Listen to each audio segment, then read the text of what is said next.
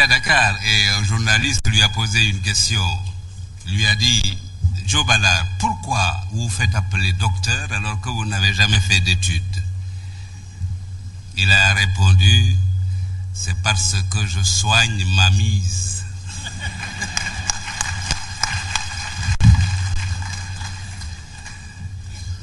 Monsieur le recteur, monsieur le doyen, j'ai soigné ma mise pour répondre à l'honneur que vous me faites et dont vous venez de donner, monsieur le doyen, un témoignage exceptionnel. Monsieur le ministre de l'Éducation nationale, une nouvelle fois, nos chemins se croisent en moins de 2 ans dans une cérémonie que vous présidez. J'ai toujours plaisir à vous rencontrer parce que vous êtes un homme intelligent et bien élevé. J'ai déjà dit et je répète.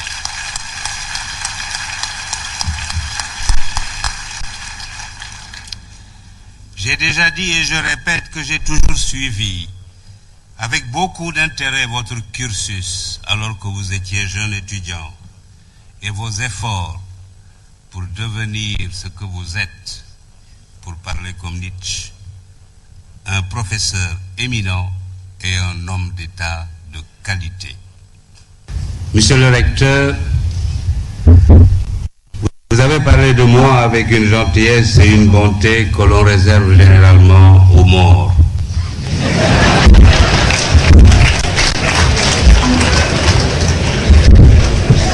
Si je ne connaissais l'affection que vous me portez, j'aurais été tenté de bomber le torse et de tomber dans un narcissisme qui m'a jusqu'alors épargné. Je vais me venger en disant, oh non pas tout le bien, mais une partie du bien que je pense de vous. Vous êtes parmi les cadres sénégalais qui ne se contentent pas de liquider les affaires courantes ou qui se servent au lieu de servir.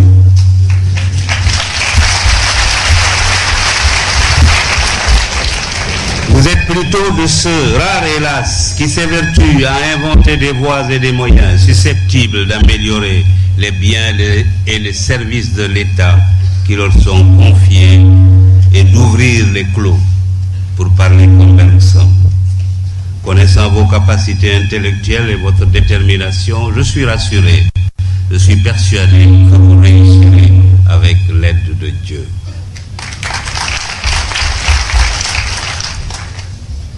Monsieur le doyen de la faculté des sciences juridiques et politiques, vice-président de l'Assemblée de l'UCAD, vous avez gagné le prix de l'applaudimétrie.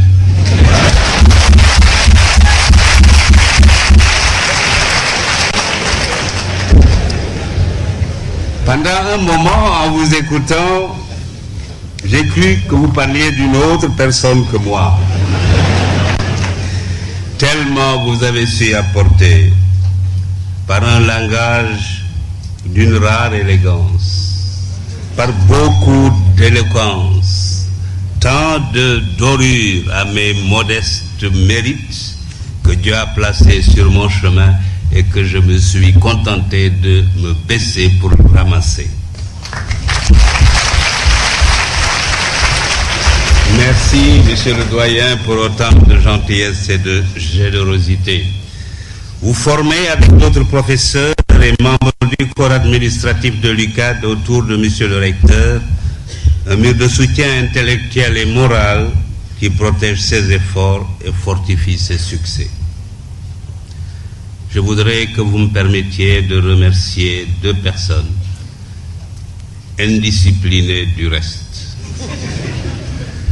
Ce sont 2 de mes collaborateurs qui sont venus de Lausanne pour assister à cette leçon alors que je leur avais dit de ne pas le faire. Il s'agit d'une part de notre compatriote Ousmane Khan, magistrat de son État, premier conseiller du tribunal arbitral du sport, et de M. Shabazz Benham, iranien de nationalité, diplomate de formation, secrétaire permanent de la commission d'éthique.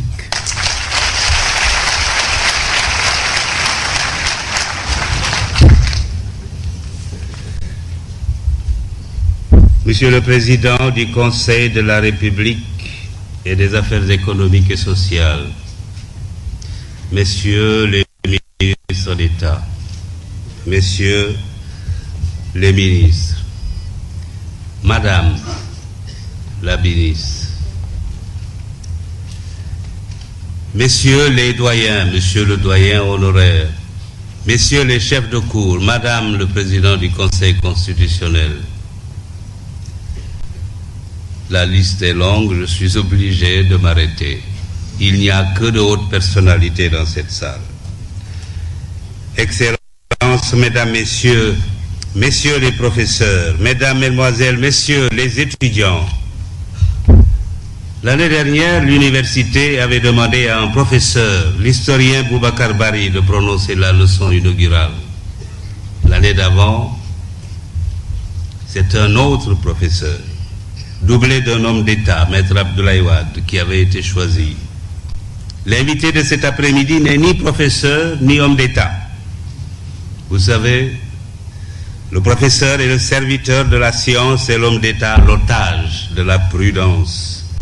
Ce sont des situations contraignantes pour l'un comme pour l'autre. Elles sont toutes deux réductrices, car elles sont filles de la fidélité. La fidélité est aussi un choix, et fatalement, comme dirait André Gide, le rejet de ce que l'on ne choisit pas. Elle limite et canalise. Ici, fidélité que l'on doit au vrai, le professeur, et la fidélité que l'on doit à la vérité, l'homme d'État. En effet, le professeur est un soldat de la raison et l'homme d'État le porte-parole du peuple, donc de l'opinion. Le premier s'évertue à ne pas sortir du chemin de la science. Le second porte le fardeau du souvenir de ses promesses que ses électeurs conservent précieusement dans leur mémoire. L'État a la chance de pouvoir ignorer à la fois la science et l'opinion. L'inviter à prononcer une leçon inaugurale dans ce sanctuaire de la pensée et de la parole, c'est courir un risque, surtout s'il se trouve que l'invité en question a atteint un âge canonique où, selon certains oulémas, Dieu lui-même est indulgent à son égard. Conséquence, les hommes n'ont pas d'autre choix que de fermer les yeux et les oreilles sur ces erreurs de pensée et d'expression. Mais rassurez-vous, monsieur le recteur, je m'arrangerai pour qu'à la fin de cette leçon, nous ne soyons pas convoqués, vous et moi, à la digue.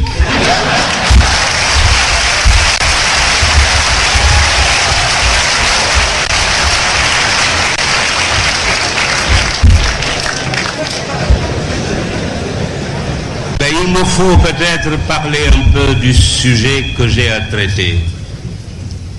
Quand monsieur le recteur m'a demandé de prononcer la leçon inaugurale, je n'ai pas accepté, je dois le confesser. Mais on ne peut rien lui refuser parce qu'il est très habile. Il a parlé tout à l'heure de Mariette Diarra et de Charles Turpin. C'est parce qu'il est passé par mon épouse et mon neveu pour m'obliger à accepter, mais je ne le regrette pas, croyez-moi. Après que j'ai accepté, il m'a demandé, bon, ben, qu'est-ce que vous allez traiter comme sujet? Vous savez, quand on a exercé certaines fonctions et qu'on a pris un certain âge, on vous met là tout, conférences, colloques, symposiums, etc. Et au bout d'une dizaine ou une vingtaine d'années, vous avez dans votre gibecière des centaines de sujets que vous pouvez sortir comme un prestidigitateur, un lapin, et pour parler en public. Alors je lui ai dit, puisque je suis président de la commission d'éthique du CIO, que j'ai appartenu au comité international de bioéthique de l'UNESCO et que même j'ai travaillé à la commission juridique qui a fait la déclaration internationale sur le génome humain et les droits de l'homme. Alors je lui ai dit l'éthique. Il m'a dit, bon, c'est très bien, Vous savez, j'ai quelquefois envie de passer un certificat de chimie. Je suis sûr qu'il m'aurait admis. Chaque fois que je lui parle, il me dit c'est très bien. Alors je me suis rendu compte quand même que l'éthique, c'est un sujet extrêmement vaste. Alors je lui ai dit, mais monsieur le recteur, le sujet est très vaste. Il m'a dit, ah oui, vous avez raison. Alors je lui ai dit, j'ai envie de le formuler autrement. J'ai envie de dire l'éthique, virgule, aujourd'hui, point. Il m'a dit, c'est parfait.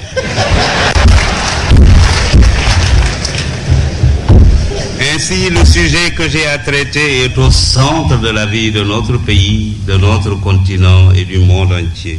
L'éthique, virgule, aujourd'hui, point. C'est un sujet essentiel et grave, même si chacun se dépêche d'en parler pour éviter qu'on lui reproche de l'ignorer. Notion inséparable de la condition humaine, elle a acquis une importance exceptionnelle pour l'humanité. Mais ne vous attendez pas à ce que je suive à la lettre la tradition des leçons inaugurales, avec un langage ésotérique, aux accents savants, avec un discours devant servir aux étudiants ou aux assistants à effacer certaines difficultés de leurs examens ou de leurs concours, et aux jeunes chercheurs à trouver des voies pour affiner leurs découvertes.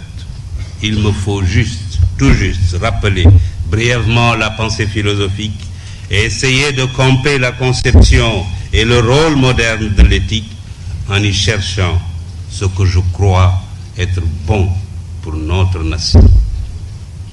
3 idées, me semble-t-il, méritent des commentaires après que j'ai décrit la situation telle qu'elle m'apparaît au bout de ma lorgnette, peut-être un peu déformante. Les 3 idées s'expriment ainsi. 1. Les anciens ont de l'éthique une conception multiforme qui nourrit encore les joutes intellectuelles savoureuses des philosophes. 2. De nos jours, l'éthique est toujours présente avec un nouveau contenu. Malheureusement, ce contenu est davantage ignoré que respecté. 3. L'éthique devrait être adoptée par notre pays comme la mesure de toute chose, car accompagnant le travail, elle est la condition sine qua non de la paix sociale, de l'harmonie nationale, de la solidarité et du développement. La société face à l'éthique aujourd'hui. En présentant la Déclaration universelle sur le génome humain et les droits de l'homme, adoptée le 11 octobre 1997 à l'unanimité par acclamation par la Conférence générale de l'UNESCO, le directeur général Federico Mayor annonçait que cette déclaration, de même que l'engagement moral auquel les États avaient souscrit en l'adoptant, était l'amorce d'une prise de conscience mondiale de la nécessité d'une réflexion éthique sur les sciences et les technologies. Le directeur général avait raison. Il faut faire avancer la connaissance en l'encadrant par l'éthique pour que, notamment, la science ne serve pas des idéologies comme l'eugénisme qui a fait tant de mal à l'unité humaine et qu'elle favorise des progrès comme la thérapie génique, le futur recours prodigieux contre certaines graves maladies héréditaires. Mais la réflexion éthique doit aller plus loin. Il faut qu'elle ne se limite plus aux sciences et aux technologies, mais qu'elle s'engage sur les différents compartiments de l'activité des hommes. Il faut aujourd'hui qu'à travers le diagramme de l'éthique soit aussi examiné avec soin non seulement les sciences et les technologies, mais également les pouvoirs étatiques, exécutifs, législatifs et judiciaires, l'éducation, la conduite de l'étudiant, le rôle de l'enseignant, la fonction d'administrateur, les activités économiques, les secteurs primaires, secondaires, tertiaires, la politique en général, le combat pour le pouvoir, la gouvernance, les rapports entre les différents membres de la scène politique, les relations entre gouvernants et gouvernés, et le comportement de ces derniers, la communication, la famille, le voisinage, le sport, la culture, les relations internationales, les rapports entre pays riches et pays pauvres et d'une façon générale, comme je le disais tout à l'heure, l'ensemble des activités et du comportement des hommes pris individuellement ou collectivement, mais aussi des États, c'est-à-dire de leurs représentants. Si je préconise ces réflexions générales approfondies et permanentes, c'est parce que pour qui se donne la peine d'observer la société humaine de notre époque, nous sommes sur le chemin d'un monde sans éthique. D'un monde dans lequel la conduite des hommes, en dehors de toute considération éthique, est guidée par l'argent, le pouvoir, la force et la place. Ce mot étant pris dans le sens large que lui assigne les Wolofs, et aussi Figaro, le célèbre personnage de Beaumarchais, dans son monologue, rappelez-vous, parce que vous êtes un grand seigneur, vous croyez un grand génie, noblesse, fortune, un rang, des places, tout cela rend si fier. Qu'avez-vous fait pourtant de bien? Vous vous êtes donné la peine de naître et rien de plus. Et il ajoute malicieux, du reste, homme assez ordinaire.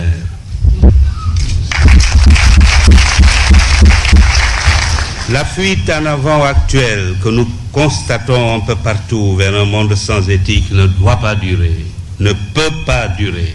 Sinon, aveuglés par le nouveau maître que sont l'argent, le pouvoir, la force et la place, les hommes vont se précipiter droit vers une vie de méconduite, c'est-à-dire une vie où le dire et le faire se trouveront presque de façon permanente en deçà ou à côté de ce que la morale prescrit.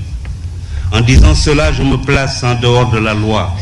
L'éthique n'est pas le droit, a récemment écrit le professeur Abdoulaye Sakho.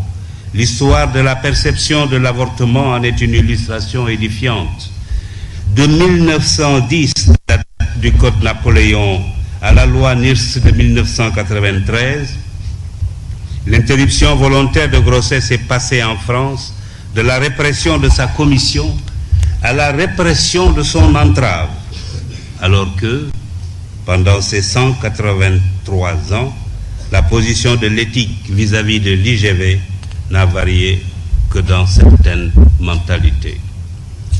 Mesdames, Messieurs, je vous invite plutôt à nous situer dans le cadre d'un projet d'usage et de pratique, d'une autre mesure du dire et du faire, le bien. Nous y reviendrons. Il faut que le dire et le faire n'obéissent plus à cette nouvelle loi selon laquelle, peu importe qu'un but ait été atteint par des moyens illégaux ou prohibés par la morale ou l'éthique, la fin étant finalement le seul justificatif de la parole ou du comportement. Dans un tel monde, l'on va droit à l'échec car c'est un monde qui ne manquera pas d'engendrer l'injustice, la violation des droits de l'homme et donc des conflits et des affrontements dont personne ne peut aujourd'hui deviner les conséquences qui ne pourront être que néfastes. Il faut prévenir ce grand mal dont l'humanité pourrait souffrir sous peu. Et comme il n'est pas en notre pouvoir de changer le monde, commençons, nous autres Sénégalais, modestement, mais avec détermination, par notre pays.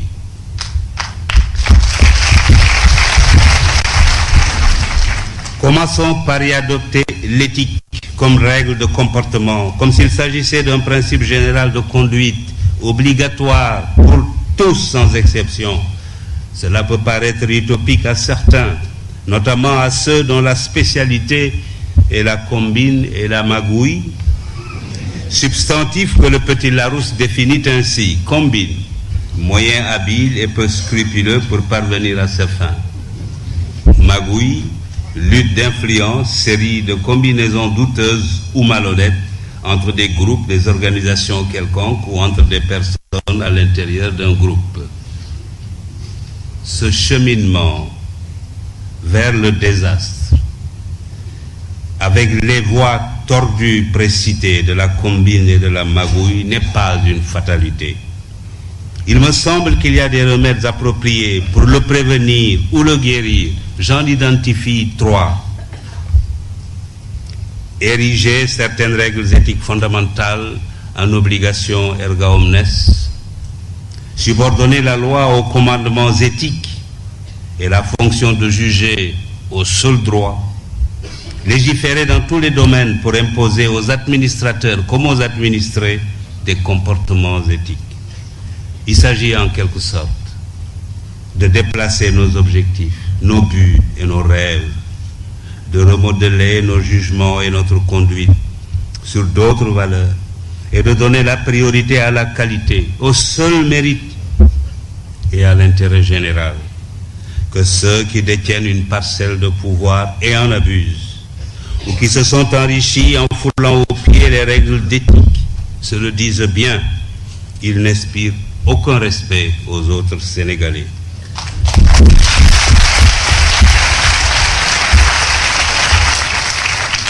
Or, le respect de ses concitoyens est le bien le plus précieux du monde. C'est le seul qu'il faut désirer, qu'il faut rechercher. C'est le seul qui est admiré. Le respect dû au pouvoir et à l'argent, s'il a un autre nom, s'il s'appelle crainte ou courtisanerie, c'est que les paramètres éthiques qui les régissent se sont déréglés. Or, la crainte et la courtisanerie sont détestables parce qu'elles avilissent celui qui les inspire comme celui qui en est la proie. Elles ne durent que le temps que dure la force ou la fortune qui les motive, c'est-à-dire peu.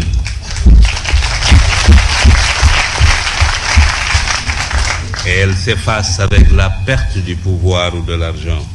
Le pouvoir est fait pour servir, il est passager. L'argent ne sert qu'à satisfaire les besoins. Au-delà, il est inutile.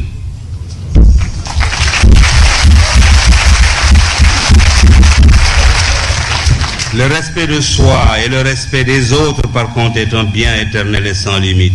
Dieu lui-même le prend en considération dans le jugement qu'il porte et portera sur nous.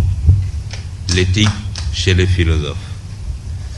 Que les philosophes présents dans la salle ou appelés à me faire l'honneur de me lire, philosophe dont mon professeur au lycée Van Vollenhoven, lui Thomas, m'a donné l'amour de la matière qu'ils enseignent, me pardonne, de ne parler de l'éthique, de leur point de vue, que pour rappeler brièvement quelques notions. Pour les philosophes, nous le savons, l'éthique est une partie de la morale théorique, cette composante de la philosophie. Pour certains d'entre eux, l'éthique est considérée comme l'une des branches de la philosophie, tout comme la physique et la logique. Cette conception se rencontre chez les stoïciens et chez Emmanuel Kant. Il s'agit de connaître les normes de la nature, c'est-à-dire de la raison. Il s'agit donc ni plus ni moins de la sagesse. Pour Épicure, l'éthique est la théorie de l'action que l'homme doit mener pour conduire sa vie et parvenir au bonheur. On peut dire d'une façon générale que pour les anciens, l'éthique est une manière de conduire son existence. À ce titre, on parle de l'éthique d'Aristote, de Platon, de Kant, de Spinoza, de Schopenhauer et de Bergson. Finalement, chaque philosophe a sa propre conception de l'éthique. Dès lors, l'éthique peut changer de fondement et de fin et servir de support et de justification à tout comportement, qu'il soit brave ou pleutre, réfléchi ou frivole, saint ou profane, scientifique ou ignare, donc qu'il soit celui du héros, du sage, du saint, du savant, ou alors de leur contraire. L'étude de l'éthique donne alors libre cours à la pensée et ne s'assigne aucune limite où qu'elle se situe. Elle sous-tend des choix existentiels les plus variés et n'a de vrai complice que la liberté libertaire. Il lui importe peu d'être concrète ou théorique, morale ou immorale, bonne ou mauvaise. C'est précisément là que je me dois d'abandonner la méthode et la pensée des philosophes pour me référer à l'autre éthique, celle qui sollicite notre vigilance et qu'appelle notre société aujourd'hui, celle de la vie de chacun de nous. La conception actuelle de l'éthique. L'éthique aujourd'hui nous apparaît comme un ensemble de règles écrites ou non, inspirées par la morale pratique et qui doivent être respectées dans la vie professionnelle et dans la vie de tous les jours. Dès lors, l'éthique devient une formule de vie commune à toute une société dans le sens que les sociologues donnent à ce vocable. De la conception philosophique, je retiens la recommandation kantienne, quand pour chaque homme l'auteur de la critique de la raison pure, de la raison pratique, excusez-moi, préconise d'agir de telle sorte que l'on puisse vouloir que la maxime de son action devienne un principe de législation universelle. Voilà ce que doit être l'éthique. Aujourd'hui, pour nous, Sénégalais, il apparaît ainsi que je n'ai donc pas abandonné les philosophes, j'ai simplement opéré un choix au sein de leur théorie. La recommandation kantienne suppose bien évidemment et tout d'abord une entente sur ce qui est bien. Mais qu'est-ce qui est bien? Ne voilà-t-il pas une question à laquelle il est difficile de répondre, surtout quand on est philosophe? Difficile aussi d'y répondre pour ceux qui, sans être philosophes, cherchent toujours une réponse philosophique à tout. De même pour ceux qui appartiennent à une civilisation dont la pensée dominante est fluctuante ou ambiguë, ou se réfère sans cesse à des principes contradictoires, par besoin du jeu de l'esprit, par savantisme déviant ou par perversion morale. Mais pour nous, Sénégalais, qui avons une longue tradition dualiste de la vie et des comportements des hommes, nous n'avons pas besoin de chercher longtemps pour savoir ce qui est bien et pour trouver le chemin qui y mène. C'est en effet un chemin sur lequel nous ont précédé dans ce pays des générations et des générations d'hommes que l'on appelle justement hommes de bien. À force de le suivre, ils ont transformé ce chemin en tradition dont ils nous proposent l'adoption. Certains de ces hommes, ils ne sont pas nombreux, sont encore vivants. La décence m'oblige à taire leur nom. D'autres nombreux nous ont quittés. Je cite parmi eux Cheikh Omar Foutiyou, Cheikh Ahmadou Bamba Khadimou Rassoul, El Hadji Malick Sy, mon guide Serigne Abdoul Aziz Sy radiyallahu anhu, le cardinal Thiandoum. Il y en a bien d'autres. Ils font que le Sénégal est une terre de foi, une terre bénie. Ils nous ont appris, non pas par de simples paroles, mais par des actes de leur vie, ce qu'est le bien. Grâce à eux, nous savons parfaitement ce qui est bien en famille, ce qui est bien dans la rue, à l'université, dans les ateliers et les bureaux, dans la pensée et l'action, qu'elle soit politique ou autre. Nous savons que le travailleur doit travailler, l'étudiant étudier, l'enseignant enseigner, bien sûr, mais tous sous le contrôle de l'éthique, c'est-à-dire bien. Malheureusement, il arrive très souvent que nous empruntions un autre chemin que celui que nos anciens avaient choisi. Eux avaient choisi le chemin de la foi, de la dignité, de l'honneur, du courage, de l'honnêteté, de l'humilité, de la tempérance, de la droiture, du respect d'autrui et du bien commun, du travail, de l'endurance et de l'amour de la nation. C'est certainement à leur présence spirituelle parmi nous, à leur prière et à leurs bienfaits que Dieu nous épargne les malheurs qui s'abattent autour de nous de par le monde.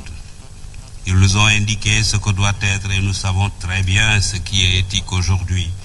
Mais nous nous en éloignons comme s'il s'agissait d'un principe qui n'a plus cours dans une société éminemment matérialiste, dominée par le seul souci de l'intérêt personnel, de l'enrichissement et de l'accumulation. Le choix éthique des Sénégalais. Le 12 novembre dernier, je me trouvais avec mon épouse à Roissy, en train d'attendre mes bagages. Il y avait à côté de moi quelqu'un, un professeur de l'école normale supérieure. Il attendait aussi des bagages. Il s'est présenté à moi et sans entrer en matière, il m'a dit: vous savez, Président, les Sénégalais n'ont retenu que certaines choses de ce que vous aviez dit en 1981 en installant Abdou Diouf. Ils n'ont pas retenu l'essentiel. Il m'a cité des passages de mon discours que moi-même j'avais oubliés. J'étais émerveillé. En le quittant, je me suis dit, au fond, ce professeur a raison. J'ai tendance à transpirer, ce n'est pas parce que je suis sur ma copie, c'est une nature.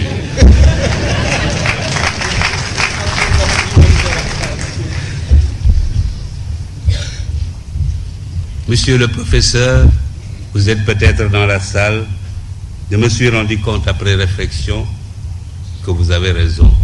Je vais donc me répéter. Mesdames, Messieurs, en installant le président Abdou Diouf en ma qualité de premier président de la Cour suprême, j'avais, comme me l'avait reproché un ami cher et proche, qui nous a malheureusement quittés, parlé comme un homme d'État, alors que je n'étais qu'un simple juge. La vérité est que, à cette époque, j'avais constaté que le Sénégal avait fait, depuis qu'il avait accédé à l'indépendance, ensemble avec l'ancien Soudan français, 2 faux départs. Le premier a été constitué par la rupture de la Fédération du Mali. Je regretterai cette rupture toute ma vie, surtout aujourd'hui, où chacun est convaincu que la principale erreur dans ce continent est d'avoir accepté de le diviser en micro-États, livrés face à nos maîtres d'hier, à la fatale loi de la division qui amoindrit et affaiblit ce qu'elle divise.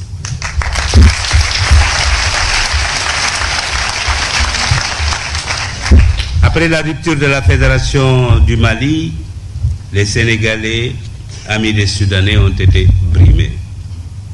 Mais une fois la rupture de la Fédération consommée, le Sénégal a reconstruit son pays, son État autour d'une constitution unitaire. Nous avions 2 dirigeants qui se complétaient parfaitement. Senghor, un peu toubab. Mamadou Dia, très sénégalais.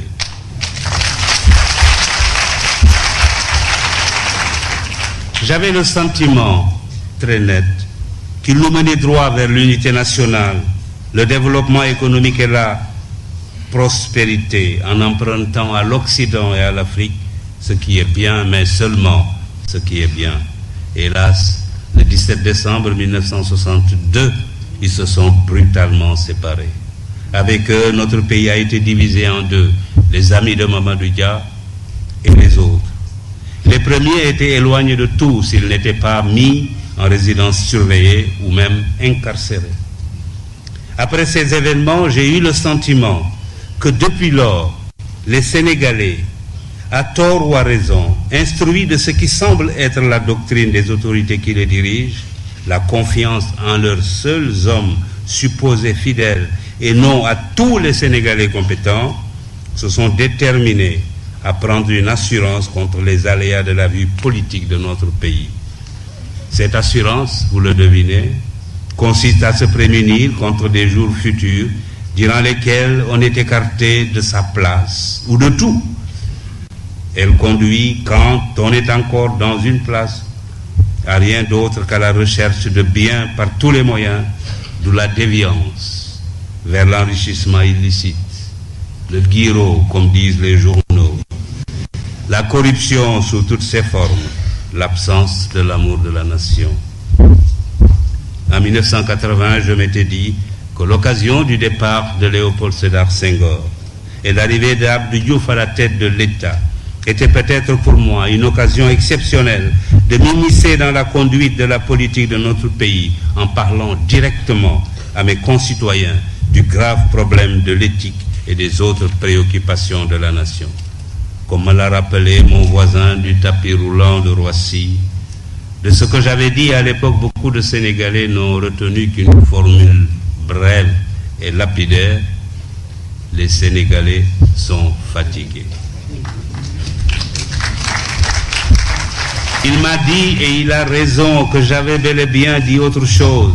En effet, j'avais notamment affirmé que l'essentiel, c'est de sortir de cette situation avec dignité, en sauvegardant l'intégrité de notre territoire, l'indépendance de notre pays, les conquêtes démocratiques de notre peuple et l'intangibilité de notre constitution. Cela ne peut être l'affaire d'un seul homme, ni même l'affaire d'un seul parti. C'est le devoir de tous les Sénégalais de faire preuve de maturité, pour garder notre pays de l'aventure et assurer son développement harmonieux selon notre propre formule de vie. Il faut que chacun de nous enterre ses ambitions personnelles et oublie les vieilles querelles pour se ceindre les reins comme un vaillant homme au nom de l'intérêt exclusif de la nation. L'objectif permanent devra être la consolidation de la démocratie, qui ne laissera plus le moindre doute sur la sincérité des résultats des suffrages. Il faut aussi que gouvernants et gouvernés, membres ou non des partis politiques, acceptent sans arrière-pensée le principe de l'alternance à la tête des affaires de l'État. Ces affaires ne sont le bien de personne, elles appartiennent au peuple qui en délègue la gestion temporaire, non à un maître comme on a souvent tendance à le penser sur ce continent, mais à un serviteur. J'avais ajouté, déterminons-nous à débusquer, à écarter sans complaisance au besoin, à punir sans faiblesse ce qui ruine ce pays ou le desservent, les corrompus et les antinationaux, les roublards et les paresseux.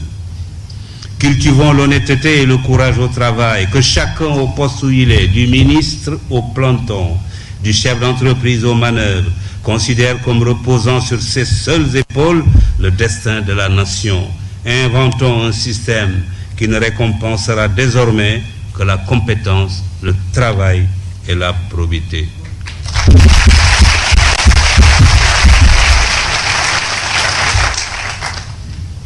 Cette citation a été longue, je le reconnais. Si elle l'a été, c'est parce que je considère que les mots qu'elle contient ont encore aujourd'hui toutes les raisons d'être redits. Surtout que nous allons vers des compétitions électorales. En effet, les années ont passé, mais je n'ai pas l'impression que les choses aient beaucoup changé.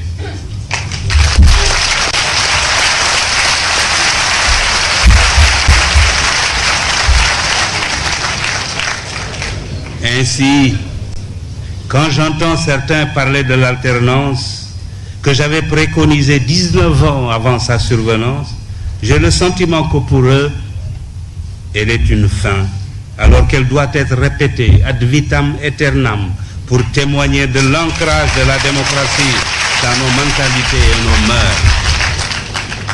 Alors, si j'ai quelque chose à vous dire aujourd'hui, mesdames, messieurs, en tant qu'ancien, c'est de rappeler deux mots que Senghor, auteur des paroles de notre hymne national, y a glissés.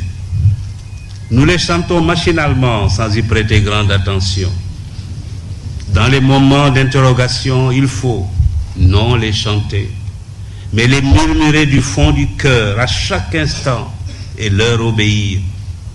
Ces deux mots sont Sénégalais debout.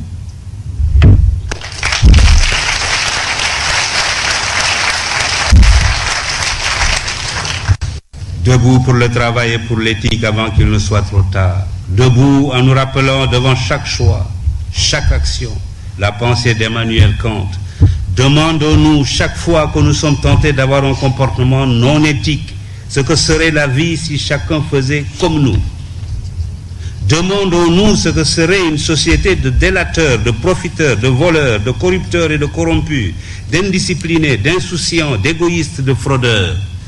La liste est longue, mais la réponse est une, ce serait une société vouée à l'échec et peut-être à la déchéance et à la misère matérielle et intellectuelle. Alors, évitons de tels comportements.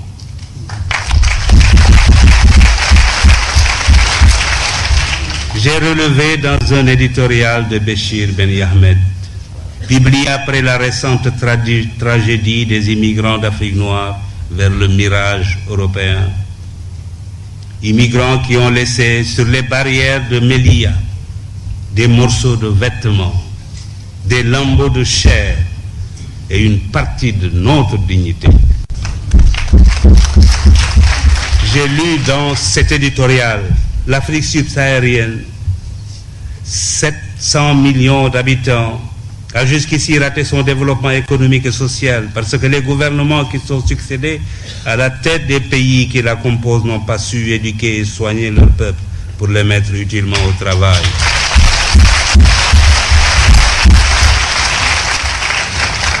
Héritiers du pouvoir colonial, de nations en constitution et de pays aux frontières arbitrairement tracées, ils n'ont pas pu maintenir à l'intérieur de leur pays la cohésion nationale et la paix. De leur côté, les anciennes puissances coloniales ont mal aidé. Quant à la Banque mondiale et au FMI, agents d'un ordre économique mondial injuste, ils ont erré.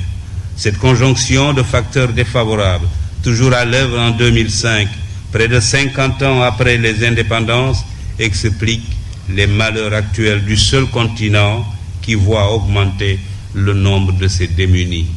Fin de citation. Nous, Sénégalais, sommes capables de renverser cette tendance, si nous le voulons vraiment, sincèrement.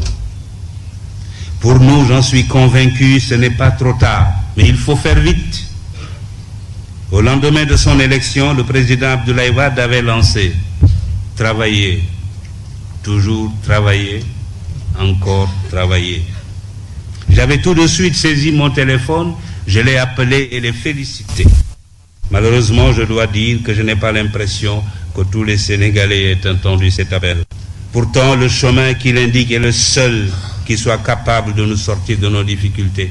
Je crois que le président Abdoulaye Wade lui-même a la même impression que moi, puisqu'il a été obligé, je l'ai entendu à la télévision, de se répéter à l'occasion d'un récent retour de voyage. Le travail et l'éthique sont les seuls outils du développement véritable. Nous devons les ériger en principe premier si nous voulons sortir notre pays de la misère. Il n'y a pas d'autre voie. Nos amis les Marocains qui avancent à grands pas vers le développement ont créé une instance éthique et réconciliation. Quand on les interroge sur la situation de leur pays, ils parlent non de politique mais plutôt d'éducation, de santé, de salubrité, d'ordre et de discipline. L'essentiel de leur discours est éthique et développement. Quand on interroge un Sénégalais, faites-en l'expérience sur la situation de son pays. Il parle de remaniement ministériel,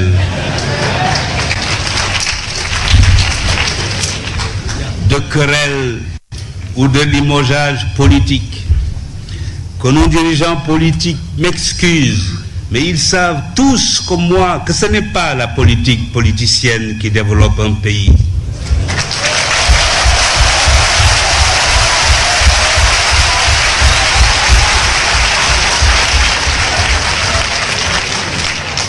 J'ai écrit dans un recueil de discours et d'allocutions que je me propose de publier bientôt que ce genre de politique est le métier le plus facile du monde.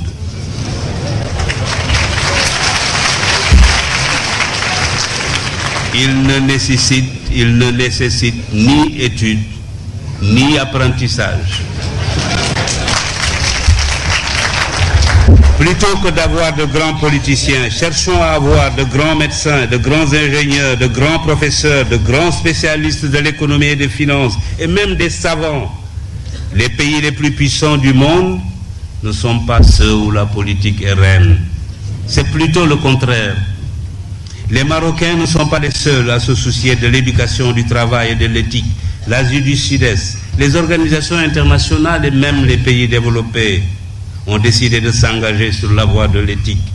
Des comités et des commissions commencent à se dresser un peu partout, comme des sentinelles de la vigilance morale sur les routes de la recherche scientifique et technologique, de la gouvernance, de l'entreprise, du négoce, du sport et de toutes les activités humaines.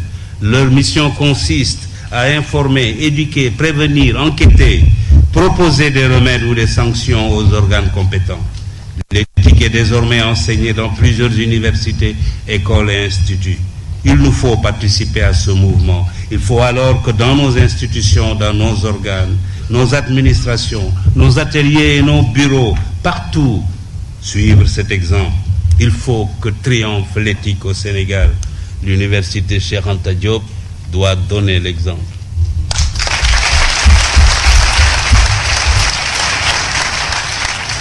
Oh, je sais qu'il y a des frémissements à cet égard dans notre pays, notamment chez les médecins et chez quelques journalistes. Le Sénégal a été récemment choisi pour abriter le séminaire des parlementaires francophones sur l'éthique dans la gestion des affaires publiques. J'ai lu avec intérêt les contributions à ce séminaire et surtout celles de Madame Fall Sidibé. Mais c'est encore bien insuffisant. Nous devons, dans ce domaine, participer et dans tous les secteurs à l'effervescence qui se constate ailleurs. Alors, debout, comme dit notre hymne, pour bâtir un Sénégal uni autour du travail, de l'éthique et de l'intérêt général. C'est un choix fondamental. On ne paraît plus ringard en le préconisant. Je le préconise. Je ne serai peut-être plus de ce monde quand surviendront les conséquences de ce choix pour lequel les Sénégalais auront opté en faisant soit ce qui est éthique, soit ce qui ne l'est pas. Ce jour-là, je suis sûr qu'ils diront en eux-mêmes. Et pourtant, le Québec avant de partir nous avait prévenus. Et d'outre-tombe, je leur répondrai selon le choix qu'ils auront fait. Suivant le cas, heureux, c'est bien. Ou triste, mais tout de même rancunier. Après tout, vous l'avez voulu. Monsieur le ministre de l'Éducation, Monsieur le recteur, Excellences, Mesdames, Messieurs les professeurs, Mesdames, Mesdemoiselles, Messieurs les étudiants, chers invités, il me faut maintenant prendre congé de vous. Si j'ai un dernier mot à dire, le mot de la fin que je préfère aux conclusions conventionnelles, c'est bien celui-ci. J'ai la conviction très nette que de même que l'on est d'accord pour affirmer que la liberté et le pouvoir doivent être limités par les droits des autres, de même, l'éthique doit être constituée comme la mesure obligatoire de l'exercice de tout droit, de toute liberté, de tout pouvoir. Mais il faut, pour que survienne le règne de l'éthique, deux conditions.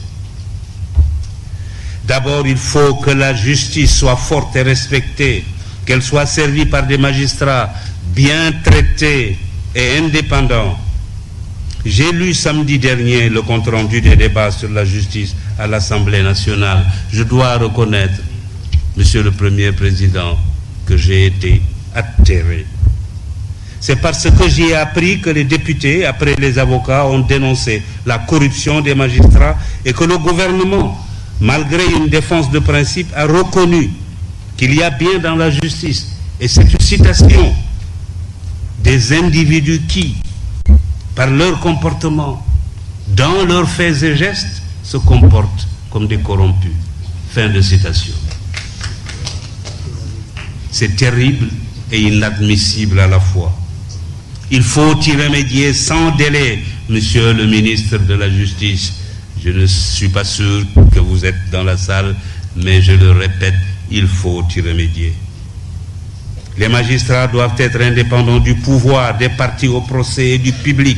C'est par là que le monde nous juge, parce que c'est par là que nous pouvons prouver que notre capacité à assurer la solidité de nos institutions et la stabilité du régime politique que nous avons choisi est réelle.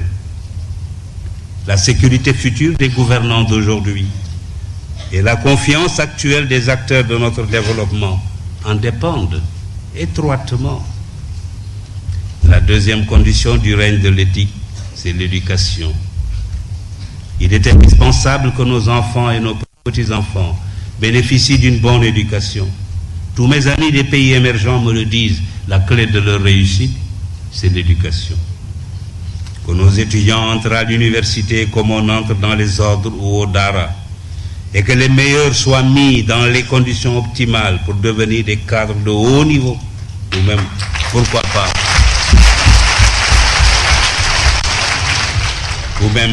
pas, comme je le disais tout à l'heure, des savants.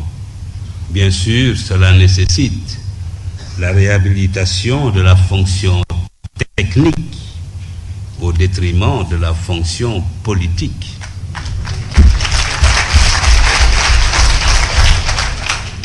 Nous sommes bien ici, dans cette salle, au lieu qu'il faut pour le clamer. Merci au professeur Mariam Soumaré Abdoulaye Sakho. Merci à M. Alundia et magistrat de m'avoir assisté dans la préparation de cette leçon.